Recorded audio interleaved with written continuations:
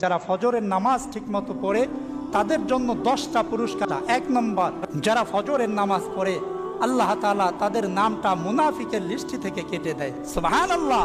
2 নম্বর, এই ব্যক্তি ফজরের নামাজ পড়ে তার দিনটা শুরু করে সারা দিনের জিম্মা আল্লাহ তাআলা নিয়ে নেন, সুবহানাল্লাহ। 3 নম্বর, যারা ফজরের নামাজ পড়ে তাদের পক্ষে ফেরেশতারা সাক্ষ্য দেয়। 4 নম্বর, যে ব্যক্তি এশারের নামাজ পড়ে ঘুমায় আবার ফজরের নামাজ পড়ে, হাদিস শরীফের মধ্যে এসেছে আল্লাহর পয়গম্বর সাল্লাল্লাহু আলাইহি ওয়াসাল্লাম বলেন, এই ব্যক্তি এশারের নামাজ পড়ে ঘুমায় আবার উঠে ফজরের নামাজ পড়ে, আল্লাহ তাআলা ওই ব্যক্তির আমলনামায় সারা রাত দাঁড়ায়া দাঁড়ায়া নফল নামাজ পড়ার সওয়াব দান করে দেন।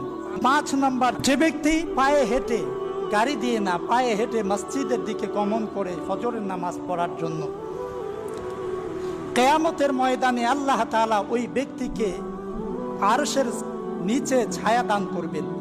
এমনকি ওই ব্যক্তিকে আল্লাহ তাআলা এমন এক জেতি দান করবেন, এমন এক পাওয়ার দান করবেন, যেই পাওয়ারের বদৌলতে ফুলসিরাতের সেই পুল সেই মুহূর্তের মধ্যেই পার হয়ে জান্নাতের মধ্যে ঢুকে যাবে, সুবহানাল্লাহ। 6 নম্বর, যে ব্যক্তি ফজরের নামাজ পড়ে আল্লাহ তাআলা তাকে জান্নাতের সবচেয়ে বেশি নিয়ামত দান করবেন, সুবহানাল্লাহ। 7 নম্বর, যারা ফজরের নামাজ পড়ে কিয়ামতের সেই কঠিন ময়দানে আল্লাহ তাআলা নিজেই তাদের পক্ষে সাক্ষ্য দান করবেন।